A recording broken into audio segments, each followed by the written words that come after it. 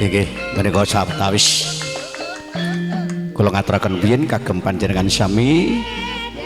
ingkang sami pinarak lenggah ugi dumateng kadang kula Biyata Sinoman kawula ngaturaken rumiyin Assalamualaikum warahmatullahi wabarakatuh. Abal jatah mampu gawe isin lakake golekno salin kilo iki wajib ngerti total pite syukuran kasebut wis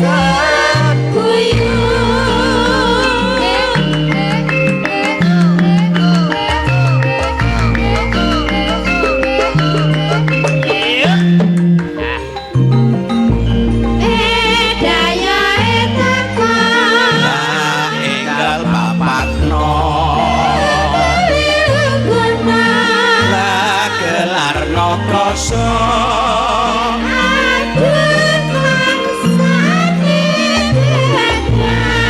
Tambalan jadahe mampu gawe isin lakake golekno salin kilo iki wajib ngerti total pite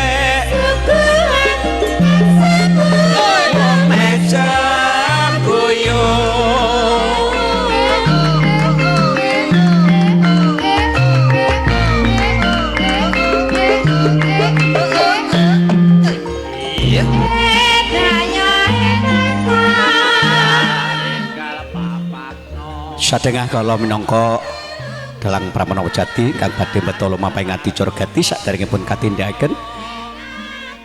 kagem panjenengan sami utaminipun menika ingkang manggugati panjenenganipun Bapak Suparmanto Ibu Suyatin ingkang kula mulyakaken parandene Biyata Sinoman ingkang tuhu kawula tresnani sadengah kula dalang Pramana Jati badhe ngatani lumampah ngati cara kalebet menika teksih Jackson ya kalebet Jackson sesarengan menika Sinar Jaya ingkang mijil saking laladan Gedangan Kulon ugi panjenenganipun menika Ibu Sri Amah ingkang minangka bini sepuh ingkang utami pramila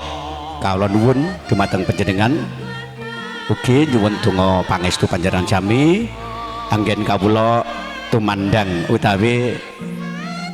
makarya menika mugi binaringan kalih kudus sampikala Sinar Jaya dipun paringi regeng kemawon boten wonten satunggal menapa ugi menika kalebet kadang kunom Mas Markalem tak ibarate besanku kok lawang bojone Sairin iki ya mbek aku minduan ya ugi menika kadang kula sepuh teng pundi nggih Bapak Riamin wau ya ini Bapak Riamin niku dereke bojo kula ya Pak tibake nah menika ingkang menggugati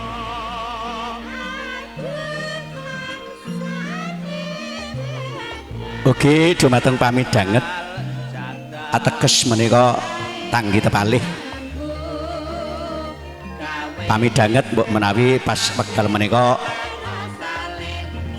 midhangetaken swanten kula anggen kawula ngatani lumampah kanthi Corgati inggih menika Jackson niki tasih Jackson kok Pak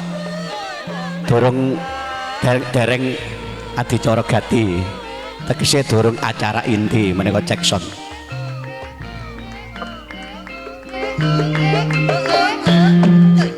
iya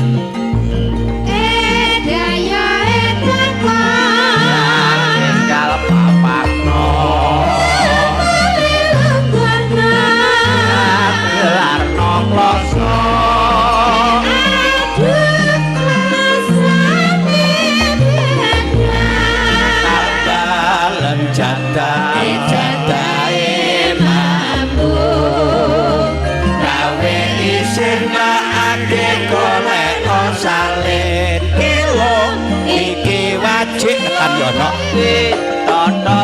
nang nyambut gawe. Syukur